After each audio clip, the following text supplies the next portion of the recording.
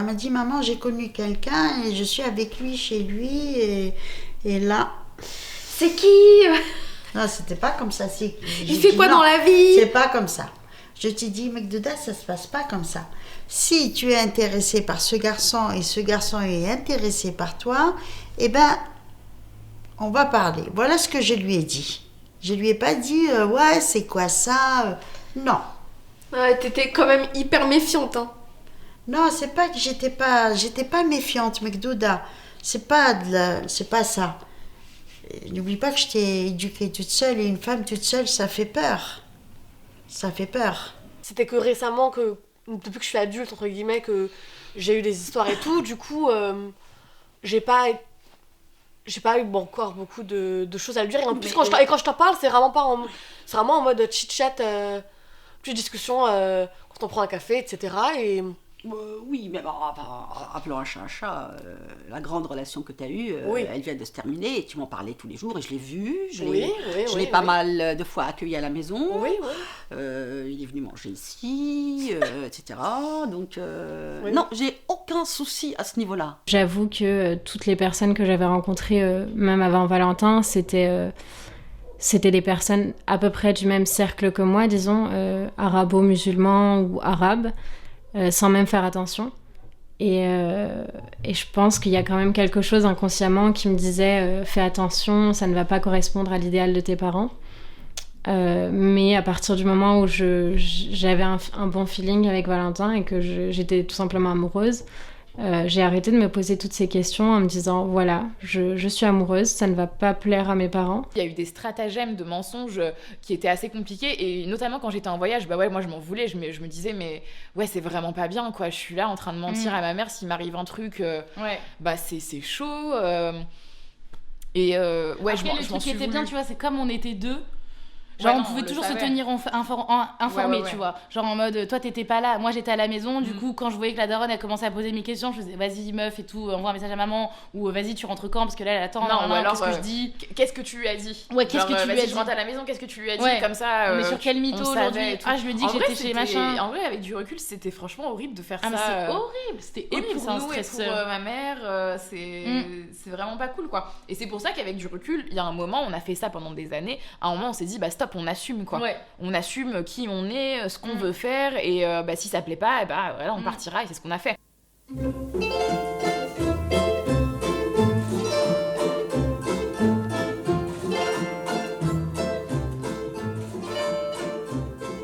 أهواك وأتمنى لو أنساك وأنسى روحي وياك ونضاعت. Leur mariage, comment ils se sont rencontrés, c'est une sorte un peu de mariage arrangé, en soi, soyons honnêtes.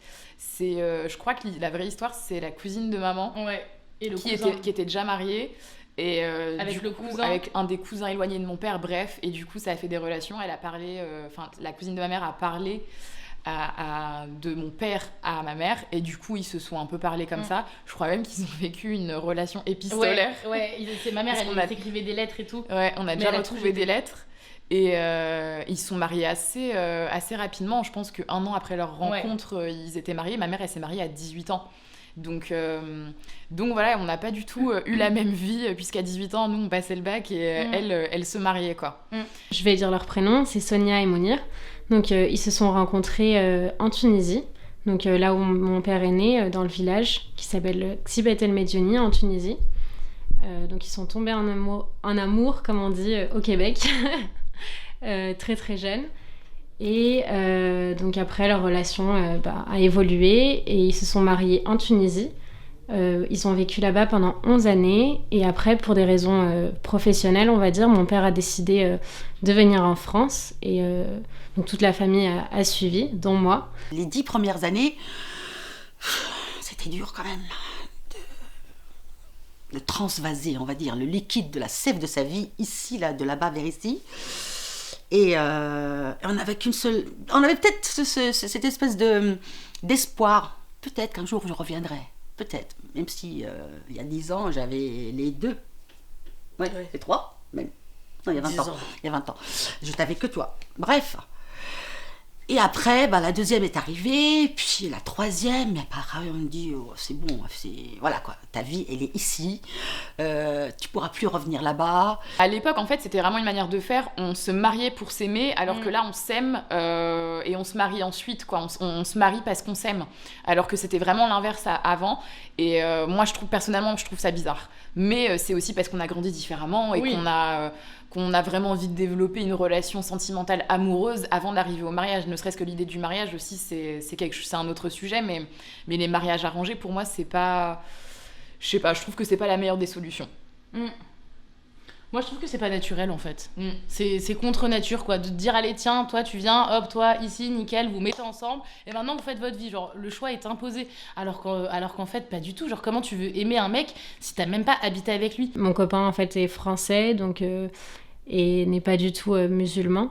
Et ça, c'était une de leurs peurs au départ, même s'ils n'avaient pas mis les mots dessus. Mais ça fait partie de leurs craintes, et ça se réalise. Donc ça fait partie du challenge, disons, que tout le monde leur disait en partant, je pense, en disant attention, vous allez partir dans un autre pays qui est différent, avec d'autres codes, d'autres cultures, etc. Et ils sont partis en sachant tout ça. Et maintenant, ils voient se réaliser certaines choses et d'autres pas. Moi, pendant nos disputes avec maman, j'étais là en mode, mais est-ce que tu crois que j'ai demandé d'être née en France? Enfin, genre, il y a un moment donné, ou aussi, adaptez-vous. Tu vois, genre, il faut que tu acceptes certaines choses du pays, parce que sinon, à un moment donné, tes enfants, ils vont pas pouvoir grandir comme il faut, quoi. Mais c'est pas pour autant qu'on oublie d'où on vient et qu'on ne transmettra pas. Moi, j'y pense de plus en plus, en fait, avec le temps qui passe. Genre, faut vraiment pas qu'on perde ses origines et toute cette richesse, en fait, culturelle et humaine qu'on a réussi à avoir via notre famille, via nos voyages en Algérie et tout. Et c'est vrai qu'il fallait lui apprendre les deux cultures. Il fallait lui apprendre notre culture et la culture française. C'est obligé. Sinon, ça l'aurait empêché d'avancer, de vivre, de réfléchir. Mais je disais toujours à Linda, tu sais, deux cultures, t'es riche dans ta tête. T'apprends un petit peu tout. Donc, je lui ai appris la culture algérienne, c'est-à-dire je lui parlais de la poésie en Algérie, des tableaux, de la culture, des musées, plein de choses qu'on avait et que notre génération oublie de transmettre à leurs enfants quand ils habitent en France. Pas pour ceux qui sont nés, mais pour ceux qui arrivent. Et donc il fallait que je transmette les deux. Le blocage, il venait de maman, parce qu'elle comparait forcément avec ce qu'elle avait eu comme éducation. Et donc, elle se devait de retransmettre à ses enfants, parce que maman aussi est très croyante et tout. Et elle se disait aussi, si tes enfants font des péchés, genre moi aussi, ça vient de moi, quoi. Ouais, puis c'est aussi la transmission de nos traditions, de la religion. Genre, si tu te maries avec un Français et tout, tu vas tout oublier. Tes enfants, ils seront quoi, et ça va s'arrêter. Et ça, au final, j'ai quand même une réflexion où je me dis, c'est un peu possible parce que nous, on parle pas bien arabe. Donc, moi, je savais que j'avais été éduquée dans ce système-là, les musulmans, il faut un musulman et tout ça. Et je me suis... Un musulman ou un converti. Ou un converti, voilà. Mais autre chose, c'était non. Oui, c'est vrai. C'est important pour toi qu'il soit musulman? Bien sûr que c'était important pour moi. Je me suis dit, j'ai pas fait toute cette éducation pour qu'elle passe à travers je ne sais quoi. Je me suis dit, après bien sûr, j'allais pas... Il y a toujours des solutions, même s'il est chrétien, il y a une solution sans faire du forcing. Ça, c'est sûr. Bon, elle m'a dit qu'il n'était pas musulman. Elle est arrivée un soir et elle m'a dit écoute, maman, je vais te présenter mon ami. Je lui dis écoute, oui. Et elle m'a dit c'est sérieux. Alors, j'ai réfléchi 30 secondes. Je me suis dit ou je le reçois, ce garçon, et j'accepte et je dis oui, ou je vais foutre son bonheur en l'air. Ma mère, elle était du genre, une marocaine d'un certain âge, musulmane, vraiment du terroir et tout. Et elle nous permettait, elle permettait à mes grandes sœurs surtout, j'ai 2 sœurs qui sont mariées à des Italiens. Ça ne la dérangeait pas du tout. Elle a dit, dans la mesure où vous êtes heureuse avec eux, moi je m'en fous de votre vie. Qu'ils soient circoncis, pas circoncis, musulmans, juifs, bouddhistes, voilà, ça c'est le seul truc. c'est sa petite révolution, si vous voulez. C'est sa petite révolution contre tout ce qui est religieux. Alors, les musulmans doivent épouser des musulmans. Ça, pour elle, c'était vraiment absurde. Hein. Elle utilisait un autre mot de son langage, mais on comprenait que pour elle, c'était absurde qu'on puisse limiter l'amour à une religion. Alors que l'amour est universel. Elle avait cette notion. Je peux épouser une femme. Ah, ça, par contre. Avec du recul, j'arrive à vraiment me dire, ok, eux dans leur tête c'est comme ça, et donc ce qu'ils attendent c'est ceci, cela. Enfin, j'essaie de mathématiser un peu le truc et de trouver du sens derrière, même si c'est très très dur de mon côté parce que je le ressens comme une injustice en fait.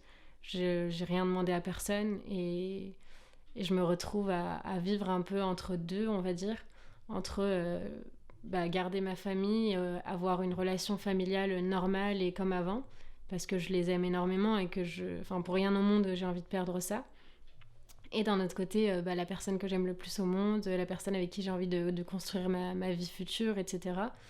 Et j'arrive pas à me dire, je vais en sortir indemne en fait, parce que y a ces deux côtés-là, et j'arrive pas à savoir comment m'en sortir en fait de tout ça. Notre relation, elle a complètement changé à partir du moment où elle savait que j'étais plus vierge et que j'avais du coup une relation. Après, elle l'a vraiment pas découvert dans le meilleur des contextes, c'est-à-dire que je vous raconte, mais du coup en étant très prévoyante comme Nana, donc j'avais un copain et en fait j'avais du coup un test de grossesse dans mon armoire parce que hyper stressée et tout, alors que paradoxalement je prenais la pilule et ma mère m'avait emmenée chez le gynéco prendre la pilule parce que tu sais, histoire de acné, machin, comme ça, toi. c'était ma technique, ça. C'était ta technique. Tu as bien repris.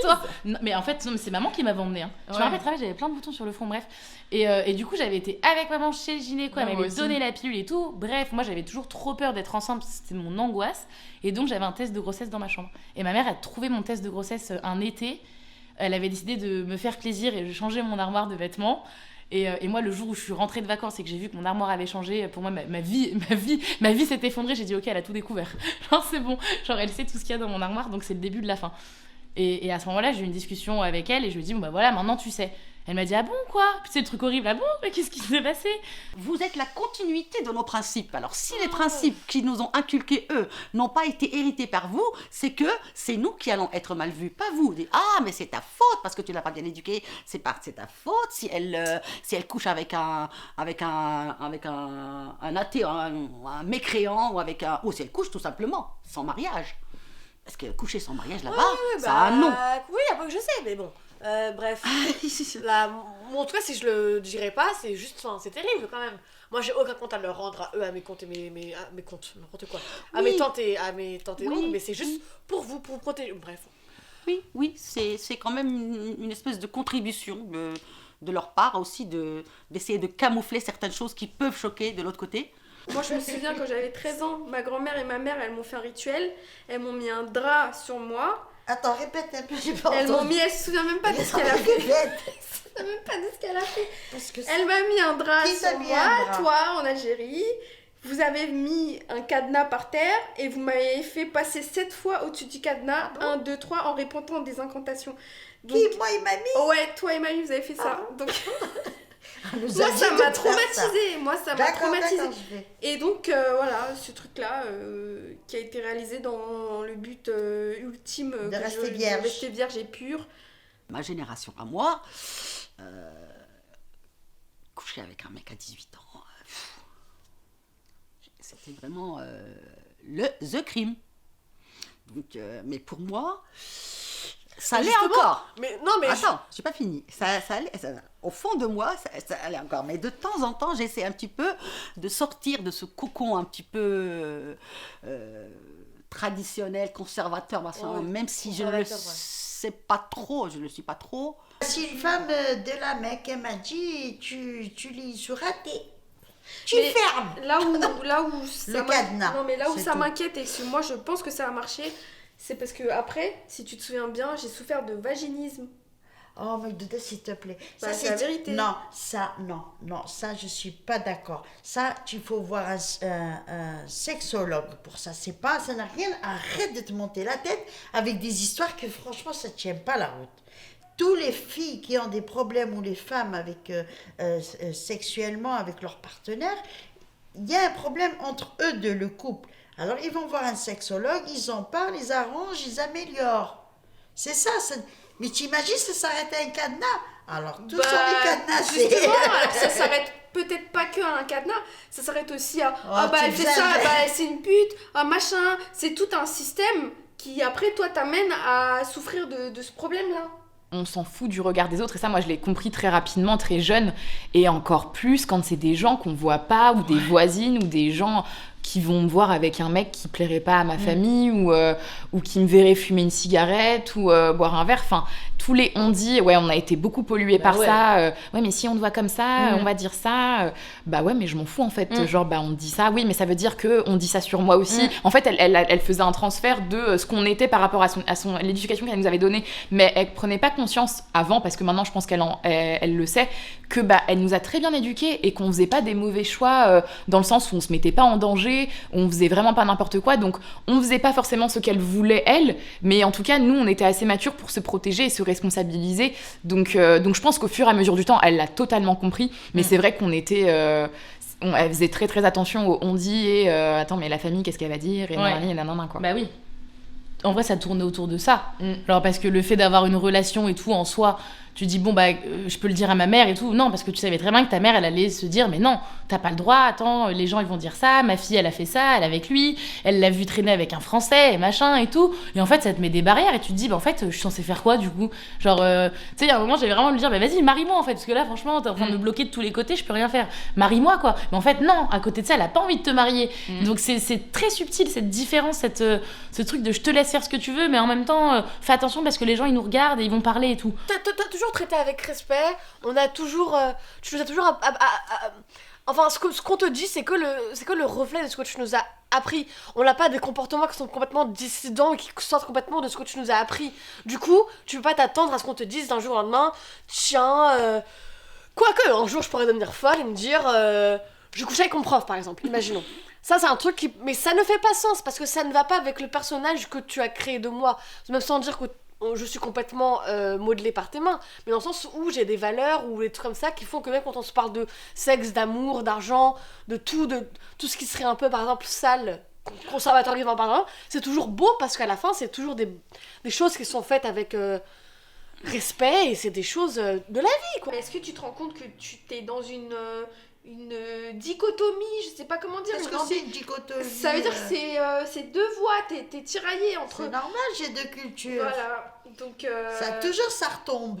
C'est dur, Quand t'as envie, des fois, tu penses français, et tout d'un coup, tu penses arabe, t'es embrouillé dans ta tête. Mais... Je pense qu'à un moment, j'en ai eu marre de mentir. Ça faisait peut-être 1 an et quelques. Parce que dès qu'on faisait un voyage avec des amis et il y avait Valentin, il fallait pas en parler de ce voyage, ce genre de choses. Et j'en ai vraiment eu marre. Et ce qui m'a fait prendre conscience, c'est vraiment de me dire, mais j'ai rencontré toute la famille de Valentin, ils m'ont accueilli comme leur fille ou presque. Et je peux pas, pour l'instant, il n'y a pas eu ça de son côté, et ça m'a beaucoup énervée. Dans notre famille, du coup, nous, on était là, on mentait et tout. Et moi, je sais qu'à côté de ça, quand j'allais chez mon mec, j'étais hyper bien accueillie dans sa famille. Tout le monde me connaissait, c'était ça fait plaisir, Sakina, de te voir ici, et tout. Génial. Et moi, j'étais là, putain, moi, dans ma famille, il n'y a personne qui le connaît. Genre là, je suis ici, ma mère, elle pense que je suis chez Stéphanie, tu vois, déjà rien que ça. Donc c'est bizarre. Et à la fin, en fait, moi, j'étais en train de me dire, à la fin, vraiment, quand je me suis barrée et que je suis partie à Bordeaux, j'étais en train de devenir schizo, en fait. En train de me dire, oh, la vie, là, faut que je dise ça à ma mère. Après, faut que je dise ça à ma famille. À mon mec, du coup, lui, c'est la vérité. Ma sœur, c'est la vérité. Enfin, vraiment, c'est trop compliqué. Tu sais plus comment t'es, tu sais plus comment tu t'appelles, quoi. Enfin, en mode, vas-y, bon, laissez-moi. C'est triste comment elle l'a appris, mais ça date d'un peu plus tôt, on va dire. C'était via des messages. Donc c'était des échanges qu'on appelle chez les gens des sextos, ce qui est tout à fait normal, mais que dans notre culture n'est pas du tout accepté, ou alors très tabou et caché. Et donc ma mère a découvert ça comme ça. Donc forcément elle avait une très très mauvaise image de Valentin avant même de le connaître, en se disant que c'était un manque de respect, la façon dont on se parlait, etc. Et bizarrement, c'est lui qui a été mis en porte-à-faux par rapport à moi, parce que c'est un homme et que je suis une femme. Et que ça joue énormément dans la perception des choses, en tout cas pour ma mère. Donc voilà comment ma mère l'a appris. Pour mon père, c'est moi qui ai décidé cet été, donc vraiment très récemment, de lui annoncer les choses et de lui dire voilà, ça fait 4 ans que je connais cette personne, je l'aime énormément. Malgré tout ce que vous pouvez penser sur le sujet, je sais ce que je veux, je sais ce que je veux faire. Et voilà, c'est comme ça. Je l'ai vraiment annoncé comme un fait accompli. Enfin, je les ai un peu laissés comme ça devant ce fait accompli plutôt. J'ai été au frontal et j'ai été le présenter. Donc mon père était un peu silencieux, un peu en mode dans un bar. Un peu en mode fais ce que tu veux de toute manière. Enfin, mon père il me soutenait vraiment, et ça c'est très étonnant venant d'un père rebeu, mais il m'a soutenu comme jamais quoi. Oui, parce vraiment, qu'il a vécu en France aussi. Ouais, parce qu'il a vécu et Ça peut-être que lui change aussi il s'imaginait que potentiellement il aurait pu se marier avec une Française. Donc bref, on a débarqué dans le bar et comment ça s'est passé? En fait, j'ai le regard de ma mère super noir et je crois que je me souviens d'une phrase où elle lui a dit mais qu'est-ce que tu veux avec ma fille?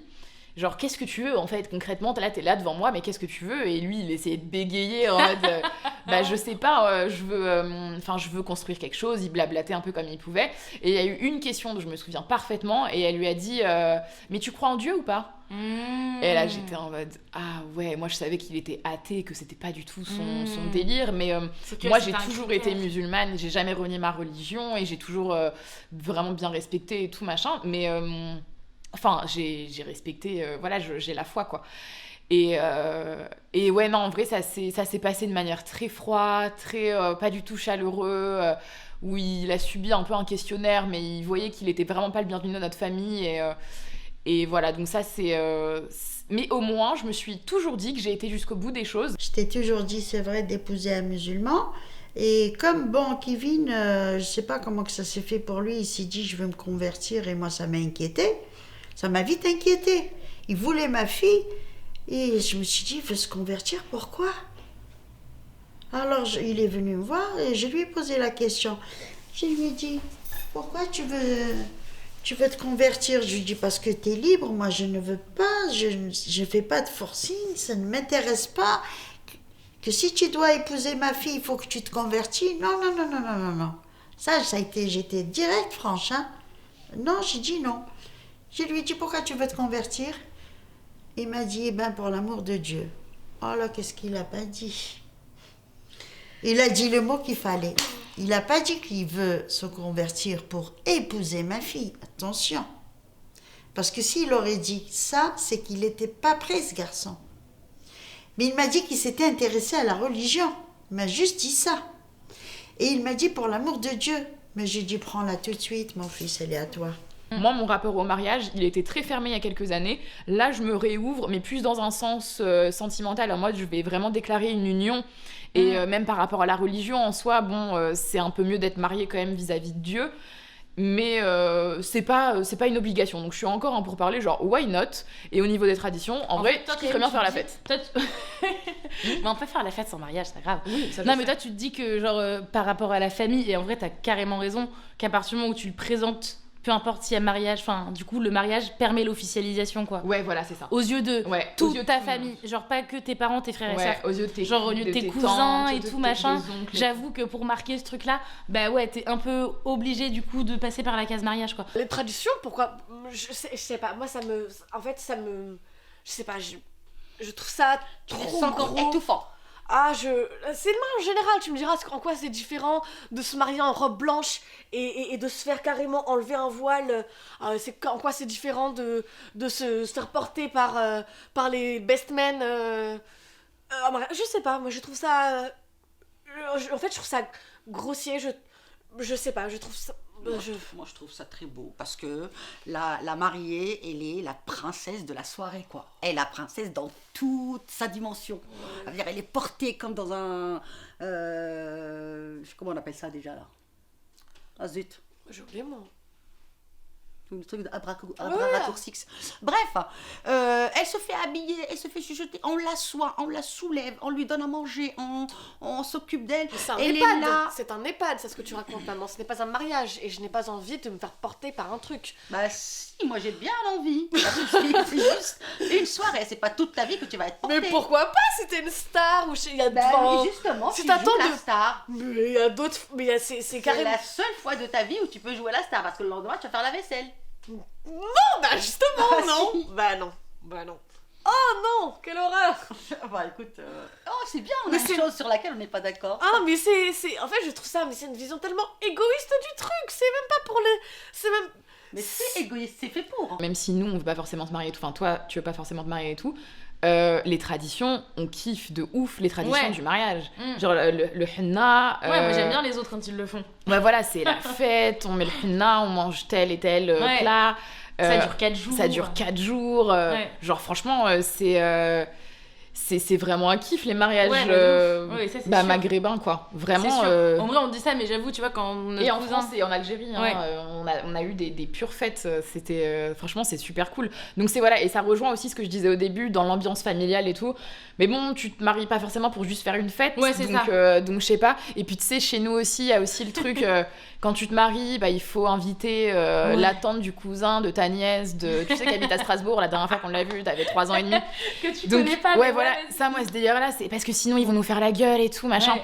Donc, c'est un peu C'est un peu sur bizarre. le truc des gens qui on dit, pas. Ouais, c'est un peu bizarre, mais en même temps, on a grandi avec ça.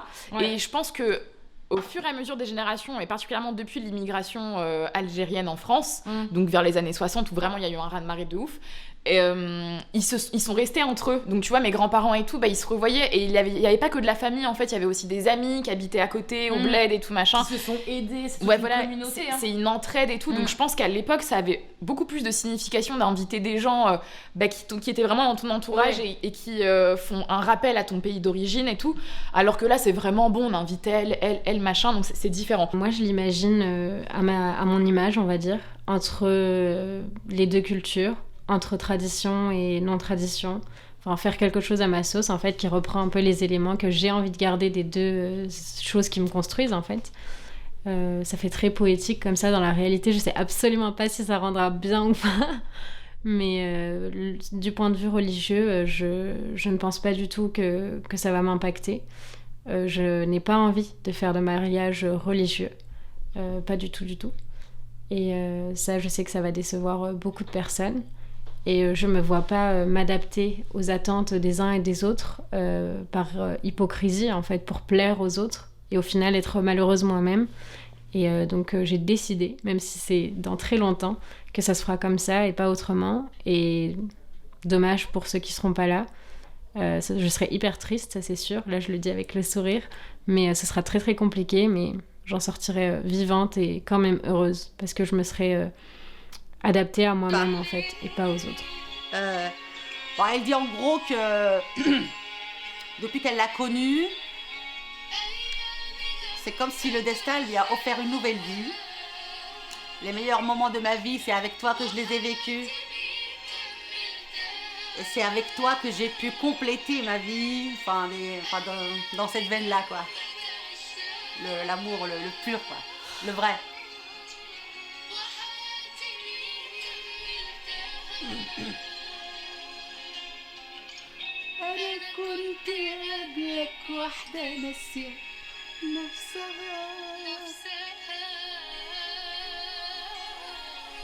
Avant toi, j'étais une femme qui s'oubliait. Ah, c'est beau. C'est beau l'amour. On a bien fait d'être patiente parce que ça n'a vraiment pas été facile. Ouais, mais on a eu raison d'imposer nos décisions Ah et nos ouais. choix parce que sinon, Complètement. je pense qu'on aurait été malheureuse en fait. Si on Mais était oui. resté chez nos parents dans l'attente, comme tu disais tout à l'heure, du prince charmant, enfin du mythe de la princesse qui attend son prince charmant et qui attend uniquement d'être mariée pour que sa vie soit établie. Moi, franchement, j'aurais pété un câble. Genre, c'est sûr, ça Ouais, fait pas du tout t'as partie pété un câble. de Moi, ma j'ai pété un personnalité et on avait besoin de vivre autre chose en fait.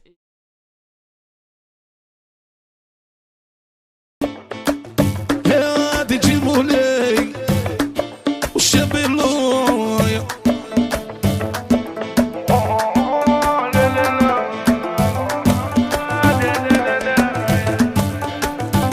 ها الشيخة